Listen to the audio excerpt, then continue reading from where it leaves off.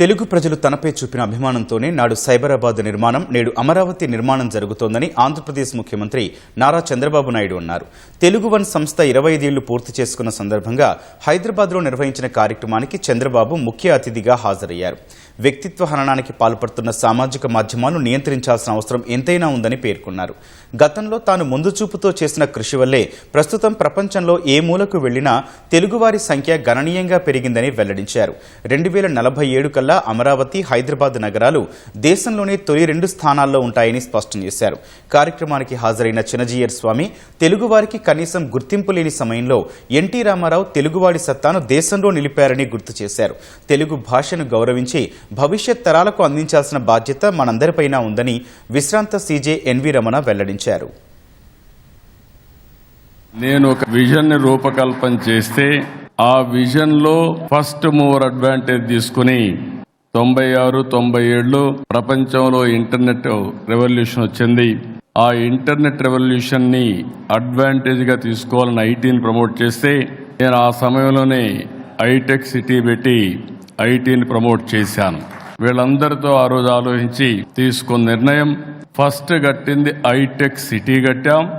నేను గర్వంగా చెప్పగలుగుతున్నా, ఈరోజు ప్రపంచంలో ఏ దేశానికి వెళ్ళినా అక్కడ ఇండియన్స్ ఉంటారు, అగ్రభాగాన తెలుగువారు ఉన్నారు.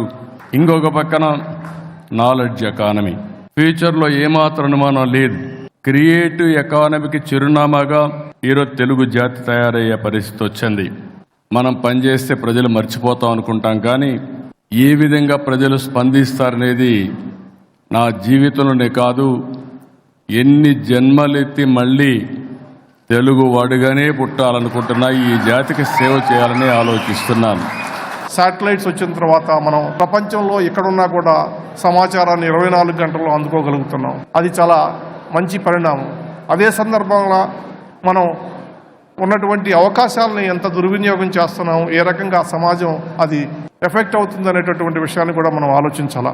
అమరావతి రైతుల ఉద్యమంలో దక్షిణ భారతదేశంలో స్వతంత్రం వచ్చిన తర్వాత జరిగినటువంటి పెద్ద పోరాటం, ఆ ఉద్యమం ద్వారా ఆంధ్రప్రదేశ్లో తిరిగి ప్రజాస్వామ్యం నెలకొంది అనేటటువంటి విషయం మనం గుర్తుంచుకోవాలా.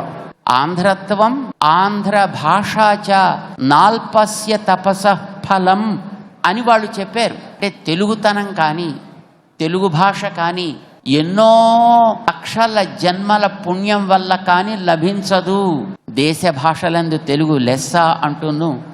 ఇటాలియానా ఆఫ్ ఈస్ట్ అని తెలుగు భాషని ఎవరెవరో గుర్తించారు. కానీ ఇవాళకి మన తెలుగు వాళ్ళు మేం తెలుగు వాళ్ళము అని చెప్పుకోవడానికి సాహసించకపోవడం అనేటటువంటిది ఏమిటో మనసుకి దిగులుగా అనిపిస్తుంది.